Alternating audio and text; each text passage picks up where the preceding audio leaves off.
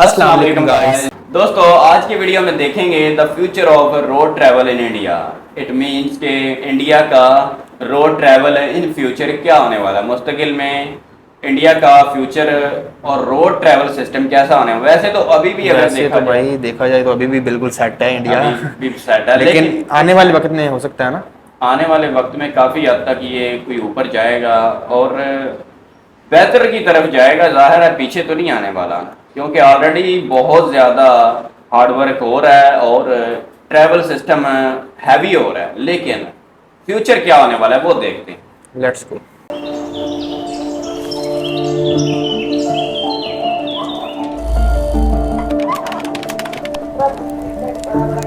ये तो गांव सा लग रहा है, बड़ा बड़ा गड्ढा था बारिश होने के टाइम में, अभी पूरा कीचड़ ही कीचड़। जो बनाना का पेड़ होता है ना, का सूखा पत्ता लगा देता था कोई कोई, मतलब कीचड़ पेड़ में ना लगे। सद्या मत जाओ, सद्या एक बहुत बैकवर्ड जगह है और जंगल है। सद्या में तो इतना ज्यादा कोई है नहीं ना हॉस्पिटल का फैसिलिटी। इतना पानी घर पाँव के नहीं पाऊंगी। कोई कोई तो हॉस्पिटल पहुंच भी नहीं पाते थे। Road of the future. Roads शहर में रहने वालों को इसकी अहमियत सिर्फ बारिश में पैदा हुए गड्ढों के समय पता लगती है। ये आज का सिस्टम है। लेकिन क्या आपको पता है भारत के कुछ हिस्सों में आजादी से लेकर पिछले 10 साल पहले तक कोई रोड ही नहीं था। कोई नहीं होना ही। हाय, मेरा नाम है काम्या जानी। मैं एक ट्रैवलर हूँ, एंटरप्रेन्योर हूँ और कंटेंट क्रिएटर भी, और सबसे पहले बदलते हुए भारत की गवाह हूँ।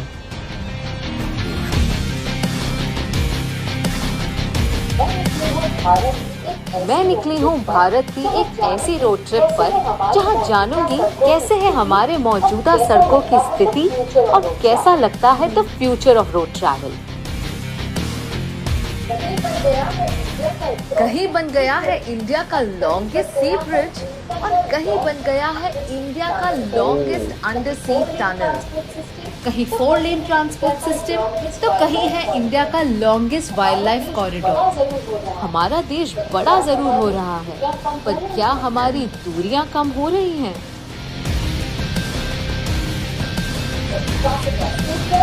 So fasten your seatbelts because this road trip is going to be a lot of fun.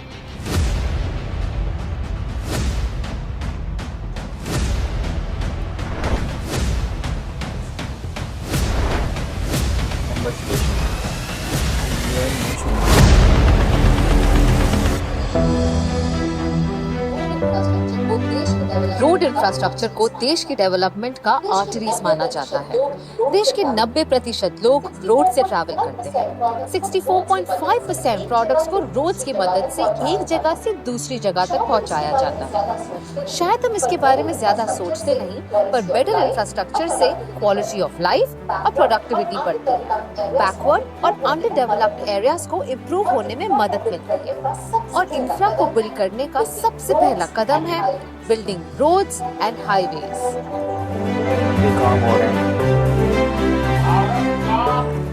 Bharat का capital expenditure 2014 capital expenditure 2 lakh crore से भी कम था। 2 लाख करोड़ रुपए से कम था। आज ये 11 लाख करोड़ से भी ज्यादा हो गया है।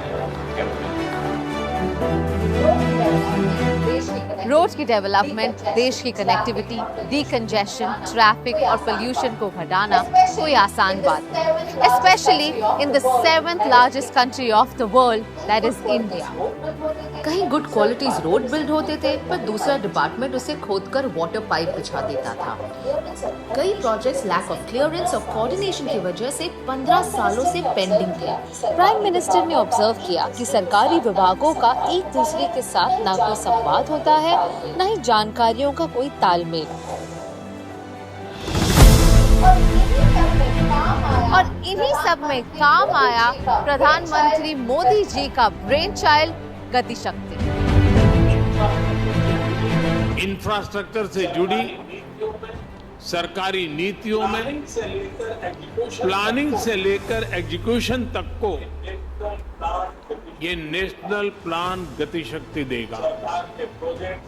सरकार के प्रोजेक्ट्स तय समय सीमा के भीतर पूरे हों, इसके लिए ये गतिशक्ति नेशनल प्लान सही जानकारी और सटीक मार्गदर्शन करेगा।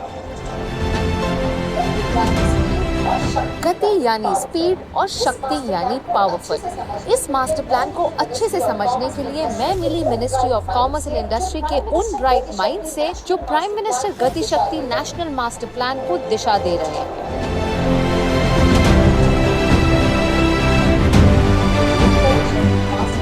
पीएम गति शक्ति मास्टर प्लान के तहत रोड से लेकर रेलवे तक, एविएशन से लेकर एग्रीकल्चर तक डिफरेंट मिनिस्ट्रीज और उनके डिपार्टमेंट्स को जोड़ा जा रहा है। मान लीजिए ये जैसे देश में हो रहे इंफ्रास्ट्रक्चरल डेवलपमेंट का गूगल मैप है, एक ऐसा डैशबोर्ड जिसे आप देश के हर कोने की एग्जिस्टिंग और बनने वाले bridges, roads, tunnels, pipelines, power transmission cables, forest, water bodies और एयरपोर्ट्स का आप एक सैटेलाइट व्यू देख सकते हैं। सरकार ने पीएम गति शक्ति नेशनल मास्टर प्लान बनाकर भारत में इंफ्रास्ट्रक्चर डेवलपमेंट को एक दिशा दी। पीएम गति शक्ति में 1,500 से ज्यादा लेयर्स में डेटा प्रोसेस करके भविष्य का इंफ्रास्ट्रक्चर बनाया जा रहा है। इससे मल्टी मॉडल कनेक्टिविटी को बहुत बड़ी शक्ति मिलने जा रही है। जहां 2014 में हमारे देश में 91,287 किलोमीटर्स ऑफ रोड्स बने हुए थे, दिसंबर 2023 तक वो नंबर बढ़कर 1.46 लाख किलोमीटर्स हो चुका है। मतलब पिछले 9 सालों में हमारे देश के नेशनल हाईवेज की लेंथ अप्रोक्सीमेटली 60% बढ़ चुकी है। जहां दिन में बस 12 किलोमीटर के नेशनल हाईवेज बनते थे, वो बढ़कर 37 किलोमीटर पर डे की पीक टच कर चुका है और 2047 का टारगेट है 60 kilometre a day per day. गर्व की बात तो ये है कि हमारे देश ने पिछले 10 सालों में इतने माइलस्टोन्स हासिल किए कि रोड इंफ्रास्ट्रक्चर के मामले में यूएसए के बाद अब इंडिया पोजीशन 2 पर आता है। रोड ट्रिप की शुरुआत हम करते हैं इंडिया के कैपिटल दिल्ली से। A center of major activities, इस शहर में दुनिया भर से लोग आते हैं, कभी काम के सिलसिले में तो कभी घूमने, और सबसे बड़ा प्रॉब्लम हमारे कैपिटल का रहा है ट्रैफिक और पोल्यूशन। इससे रिलीफ दिलाने के लिए गवर्नमेंट करोड़ों के प्रोजेक्ट्स पर काम कर रही है। तो चलिए हम शुरुआत करते हैं भारत के longest and fastest built expressway Delhi to Mumbai से।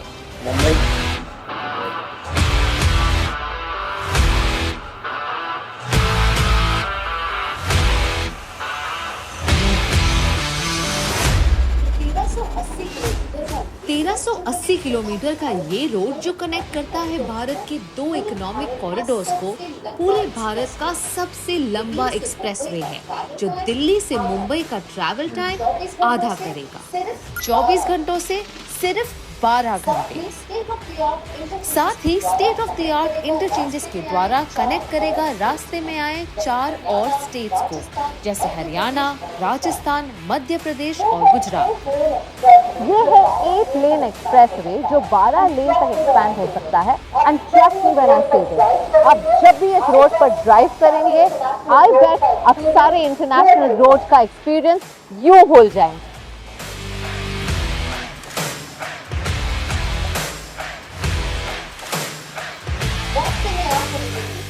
रास्ते में आपको मिलेंगे ATMs, hotels, retail shops, food courts, charging stations for electric vehicles. ये भारत का पहला एक्सप्रेसवे है जहां होगा हेलीपैड और हर 100 किलोमीटर पर fully equipped medical centre for accident victims.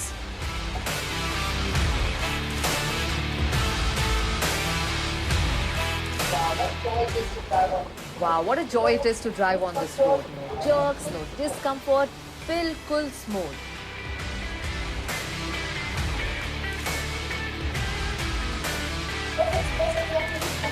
But it's best कि आप थोड़ी कम ही स्पीड में चलाएं ताकि आप ये एक्सप्रेसवे एंड तक एंजॉय कर सकें।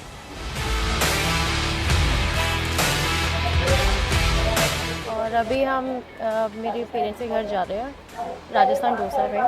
हम पहले 5-5.5 घंटे लगते थे पहले पहुंचने में हमें, बट जब से ये रूट खुला है तब से हमें अब टाइम कम लगता है, मे बी 2.5 आवर्स में हम पहुंच जाते हैं अब।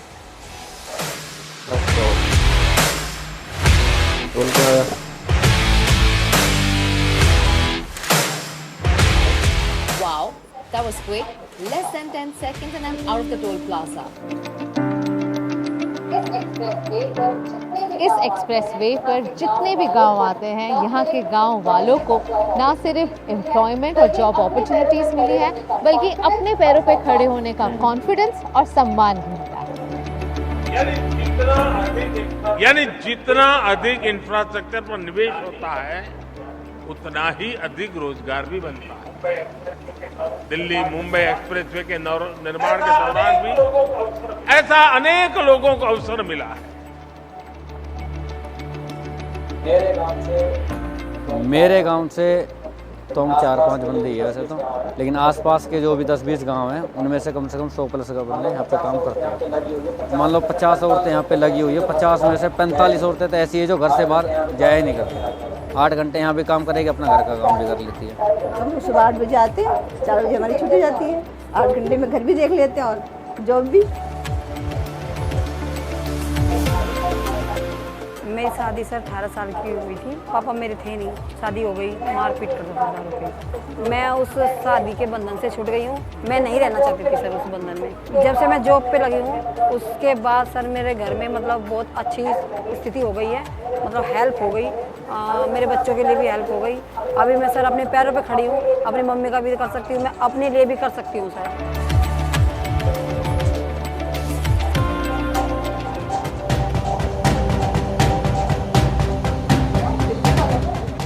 सुना है दिल्ली वालों को घूमने का बड़ा शौक है, चाहे वो हिमाचल की वादियां हो या उत्तराखंड के पहाड़। दिल्ली को देहरादून, हरिद्वार, चंडीगढ़, मेरठ, जयपुर, अमृतसर और कतरा जैसे सिटीज से कनेक्ट करने के लिए बेहतर सड़कों का निर्माण किया जा रहा है। जैसे अब मैं हूँ ईस्टर्न पेरिफेरल एक्सप्रेसवे पर। चौड़ी सी 8 लेन ये एक्सप्रेसवे बहुत ही कंफर्टेबल राइड देगी आपको और आगे ही जाकर कनेक्ट करेगी दिल्ली देहरादून एक्सप्रेसवे से, जिस पर है एशिया का longest elevated wild life corridor. जिसका मतलब है कि राजाजी नेशनल पार्क के ऊपर बिना किसी वाइल्ड लाइफ को डिस्टर्ब किए एक ऐसा रास्ता बनेगा जिससे आप देहरादून पहुंच पाएंगे सिर्फ 2 घंटे में, इंस्टेड ऑफ 5.5 hours।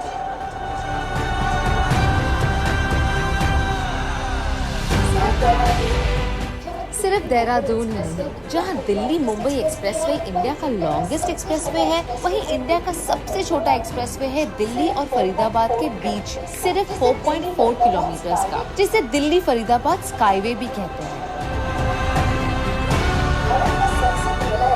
भारत का सबसे पहला एलिवेटेड एक्सप्रेसवे है द्वारका एक्सप्रेसवे, जो दिल्ली से गुड़गांव के बीच न सिर्फ ट्रैफिक जैम से छुटकारा दिलवाएगा, बल्कि दिल्ली एयरपोर्ट अब और भी जल्दी पहुंचा देगा। दिल्ली मेरठ एक्सप्रेसवे ये इंडिया का सबसे वाइडेस्ट एक्सप्रेसवे है विद 14 लेन्स। 96 किलोमीटर्स का बना ये एक्सप्रेसवे दिल्ली को कनेक्ट करता है मेरठ से। 2.5 घंटे का रास्ता कट शॉर्ट कर चुका है to just 45 minutes. Golden Temple, माँ वैष्णो देवी, गुरुद्वारा, दरबार साहिब, इन सभी रिलीजियस प्लेसेस को कनेक्ट करेगा दिल्ली अमृतसर कटरा एक्सप्रेसवे। इन नए एक्सप्रेसवेज और हाईवेज के कंस्ट्रक्शन के लिए लैंडफिल साइट, म्यूनिसिपल वेस्ट और वेस्ट प्लास्टिक का यूज किया जा रहा है, यानी इंफ्रास्ट्रक्चर के साथ एनवायरनमेंट का भी ध्यान दिया जा रहा है।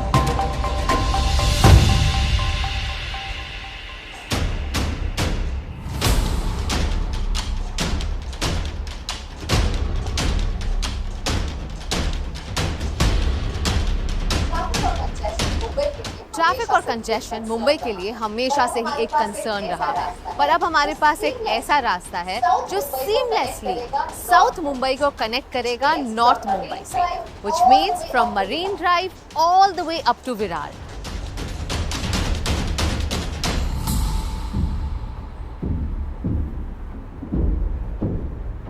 ये है अंडरग्राउंड है। Wow, would you believe if I say कि हम पूरी तरह से पानी से घिरे हुए हैं? This is India's first ever undersea tunnel जो मुंबई के सारे ट्रैफिक और कंजेशन को खत्म कर देगा। This is the famous twin tunnels of Mumbai coastal road. ये ट्रैवलर्स का 70% ट्रैवल टाइम और 34% फ्यूल बचाएगा। ये ट्विन टनल्स बनाए गए हैं to cross through Malabar Hill and Girgaon Chowpatty.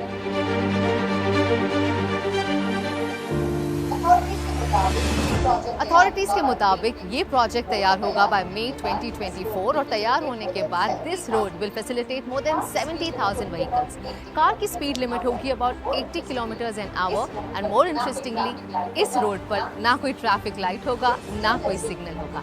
एक सीमलेस जर्नी होगी from Marine Drive all the way up to Worli and in the next phases all the way up to Virar, covering a distance of 75 kilometres.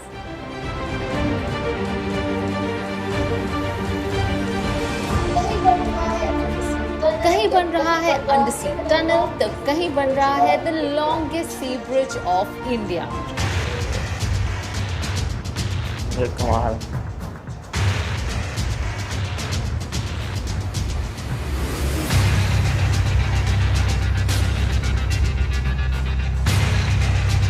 ये भी कमाल है। 22 kilometre का ये road जो connect करता है सेंट्रल मुंबई को नवी मुंबई से आपकी जर्नी कट शॉर्ट करेगा 2 घंटे से अब सिर्फ 20 मिनट में।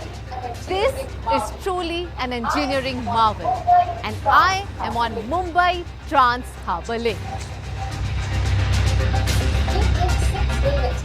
ये एक 6 लेन एक्सप्रेसवे है जो सिवरी से शुरू होकर थाने क्रीक को क्रॉस किए नावा सेवा पर एंड होगा। इस नए सी ब्रिज का मकसद है मुंबई सिटी को डिकंजेस्ट करने का और नवी मुंबई और रायगढ़ डिस्ट्रिक्ट में डेवलपमेंट फैसिलिटेट करने का। ये लिंक आपको फास्ट कनेक्टिविटी देगा to Mumbai Goa highway, Alibag Virar multi modal corridor और upcoming Navi Mumbai International airport.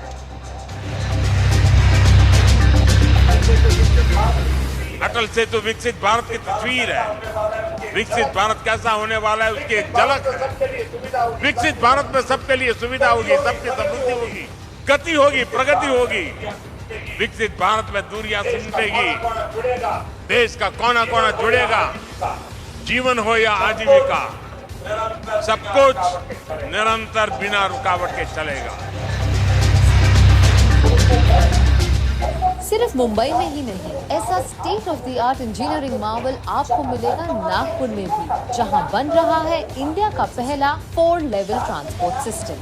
Gujarat में बना है इंडिया का सबसे पहला और लंबा 8 लेन वाला केबल ब्रिज, नर्मदा ब्रिज।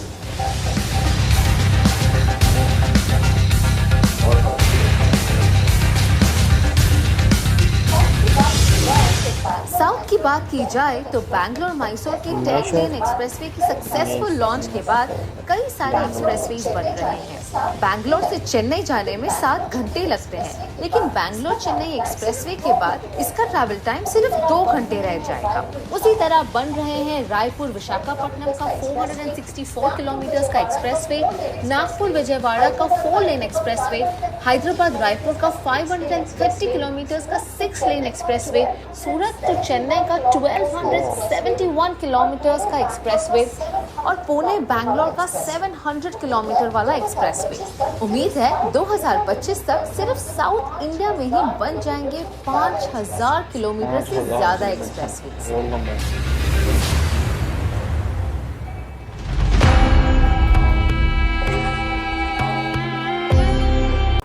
तो जी गाइस, आपने देखा बेसिकली कि ये चीज़ें जो रोड बनाने का मकसद है वो ट्रैवल का जो टाइम लगता है ना, बेसिकली उसको कम किया गया है। मीन्स कि उसको रिड्यूस कर दिया गया।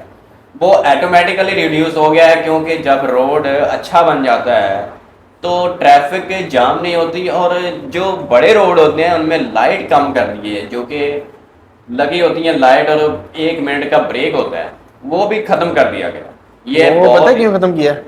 ताकि जो लॉन्ग ड्राइव करना है हाँ वो रास्ते में रुकेंगे नहीं। वैसे भी जीटी रोड होता है जो सबसे बड़ा होता है। हाँ, जैसा कि रिंग रोड आप की एग्जांपल लें तो वहां पर लाइट्स नहीं होती क्योंकि उनको वेट नहीं करवाया जाता। अगर एक एक मिनट का भी गैप आए तो वो सैकड़ों गाड़ियां लग जाएंगी, इतनी गाड़ियां जब जा रही होती हैं, इतनी ज्यादा ट्रैफिक जाम हो जाती है और उससे बड़ा प्रॉब्लम क्रिएट होती है। फिर और बड़ी बात ये कि जब ट्रैफिक जाम होती है और यहाँ से ही पोल्यूशन फैलता है और इसी पोल्यूशन की वजह से बहुत ज्यादा बीमारियां क्रिएट होती हैं और वो इसी वजह से ही वो बना रहे हैं इतने रोड्स। बिल्कुल, यही वजह है, यही वजह है कि पोल्यूशन कम हो जाए। यानी कि इंडिया के अंदर रोड के ऊपर इतना ज्यादा काम किया गया। मोदी ने बताया कि हम इतना ज्यादा पैसा इसके ऊपर इन्वेस्ट करेंगे जितना कोई नहीं करेगा। पता नहीं कितने लाख करोड़ उन्होंने बोला था। हाँ, 2 लाख करोड़ तो शुरू में था जब 2014 में 2 लाख करोड़ तक था, लेकिन 12 लाख उन्होंने बताया, 12 लाख करोड़ तक अब जा रहा है। अब 12 लाख करोड़ तक जा रहा है। यानी कि इतना ज्यादा अगर इन्वेस्ट होता है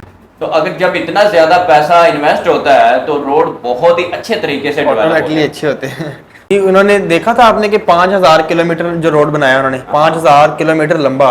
बिल्कुल, पहले तो काफी दिन लग जाते थे जाते जाते, तो अब ये है कि घंटों में हो जाता है, 24 घंटे या 48 घंटे के अंदर अंदर 5000 किलोमीटर। बेसिकली ये गवर्नमेंट का काम होता है कि ये रोड डेवलप करे, जबकि ये वैसे तो अगर दूसरे कंट्रीज में देखा जाए तो उन्होंने बहुत पहले ही डेवलप कर दी है।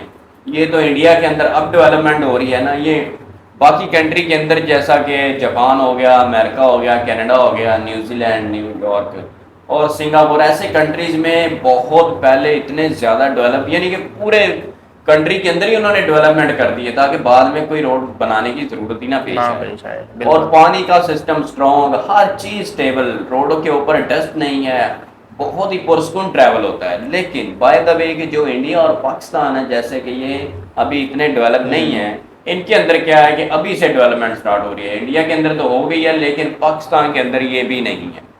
तो हम ये थोड़ी है, इतनी नहीं है। हाँ, हम ये भी नहीं कह सकते बिल्कुल नहीं है, बिल्कुल है। अभी फिलहाल लाहौर के एरिया में कुछ डेवलपमेंट हो रही है, बहुत ही हाई डेवलपमेंट की, लेकिन इतनी ज्यादा नहीं है कि इंडिया से कंपैरिजन नहीं किया जा सकता। और सबसे अच्छा मुझे पता क्या लगा इंडिया में, जो ब्रिज उन्होंने बनाया है, इतना बड़ा ब्रिज यार, कमाल है। ब्रिज के ऊपर भी बहुत पैसा इन्वेस्ट होता है और बहुत ही बढ़िया ब्रिज बना है। यानी कि वो सबसे लंबा ब्रिज बना है मतलब मुंबई का। हाँ, मुंबई का जो कि सी ब्रिज, बहुत बड़ा ब्रिज है। तो आई होप कि आपको वीडियो अच्छी लगी, और अगर वीडियो अच्छी लगी तो वीडियो को भी लाइक करो एंड नहीं तो चैनल को सब्सक्राइब करो। इस वीडियो का हमने लिंक दिया हुआ है, आप इनको जाके जरूर फॉलो करें। तो फिर मिलते हैं नेक्स्ट वीडियो में, तब तक के लिए अल्लाह हाफिज़।